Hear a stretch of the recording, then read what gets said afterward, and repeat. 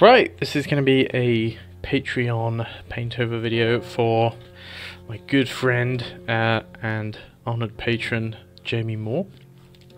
He's been working on a really cool Metroid video game that you should check out. I'll link whatever I can in the description of the video. And this is meant to be like a key art for that game, as I understand it. It serves some primary functions of just selling the game and the vibe of the game. Something Jamie wants to critique on is how maybe he could communicate the genre, which is Metroidvania, a little bit better. Maybe my thoughts on character posing, and we need to bear in mind as we paint over it that it will be cropped in different ways for things like vertical banners, events, YouTube thumbnails, that kind of a thing. So I think I'm just going to have a doodle around, and then I'll start talking again when it reaches a certain point and I've figured out what I want to do with it. So you're about to see a time lapse.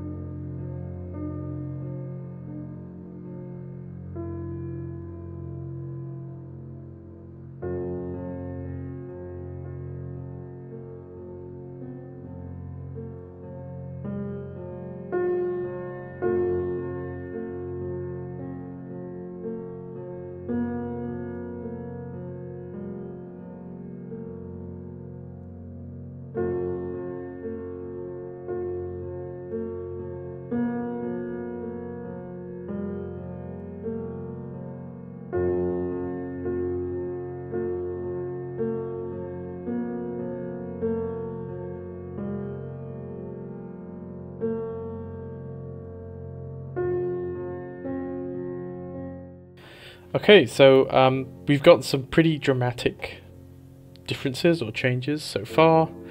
The main ones are pose based, so what you've got in your original is it's almost a dynamic pose. This leg is lifting up, he's got his arm up, but I feel like you're just not pushing those joints quite enough. So like the rotation of the arm, well, it could be all the way up here, you know, just something a little bit more extreme. The other problem with the legs being down here is the feet are cut off and a lot of the silhouette of this leg is just hidden behind this cloak or in front of the cloak, so we don't really get the sense that something impressive or wacky is happening down here. It's also sort of smothered in atmospheric haze, like you don't want an audience to look at it. Now a big part of, I think, communicating the genre is getting the movement and the motion of it all right. It's a Metroidvania, this one in particular, because I've played the playtest for it, is very sort of motion based. There's a lot of dashing skills that synergize with that, right? There's a lot of parkour and stuff, and so pushing the character into something really dynamic, like this is almost their role in the game, is they're dashing around like a ghost or a ninja or something. So whereas here, I think you've got the main character feeling a bit more chunky and like a traditional knight, I would push the motion, and you know that's also pushed in. I know I've sort of inserted a lot of just my own brushworky shenanigans here, but a lot of the sort of brushwork and things like that, like we can actually get that sense of motion, like we're coming from a point. The other thing that's going to really help with that is the focal length. So the focal length in yours is almost isometric. Like the lines on this tower are almost perfectly parallel. It's on a Dutch angle, but the lines are still parallel, so it's not as dynamic as I think it could be. So I've just altered the focal length. I've lowered the focal length to make it feel more dynamic, more like a kind of fisheye. In terms of the crowds, I think you're aiming to have something quite grand here. But we can probably count how many enemies there are.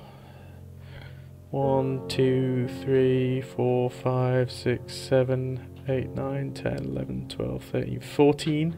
So it feels like a lot, but at the same time, if this is meant to be like a really grand, epic thing, I feel like you just want like thousands of enemies, right? You want this idea that your character is facing off against these hordes of the underworld, right?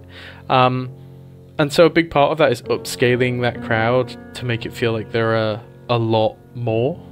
Something I'm thinking about, and I think I might toy around with it, is actually losing the interaction between this character and this little guy. Because I feel like as soon as you do that, I feel like you lose the opportunity for the character to interact with more enemies. Or it places too much importance on this just like random grunt. I'm not sure. I'll have a think.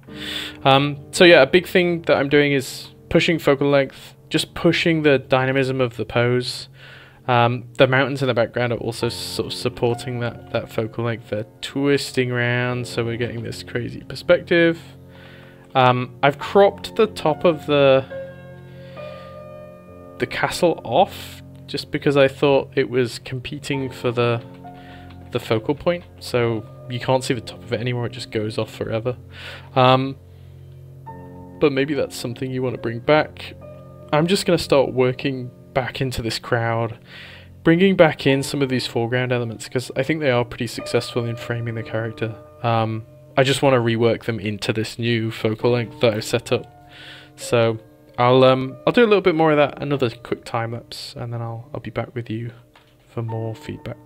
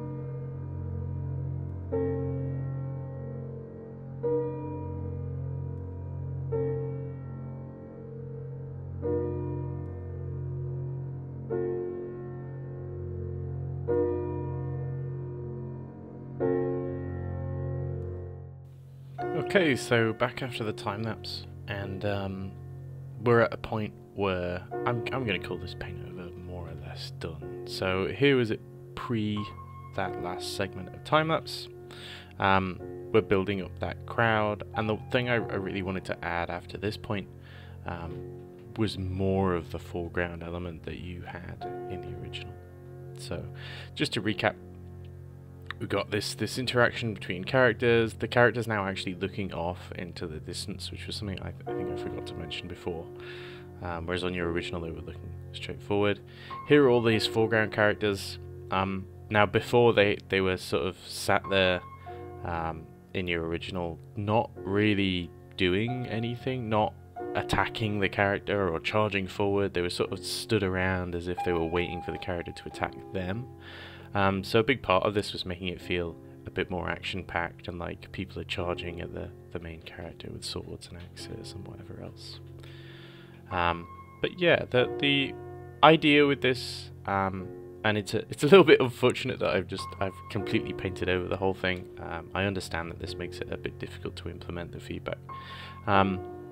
But yeah, the main idea with this is that we've got varieties of different people in the crowd. It's just a much bigger crowd, but mainly that motion, the feeling of movement, the feeling that this is a bit more dynamic. Everything goes into supporting that feeling. So we have our central theme, which is movement, motion, and then every other creative decision feeds into that, right? So, yeah. I hope you enjoyed this. I hope it was useful.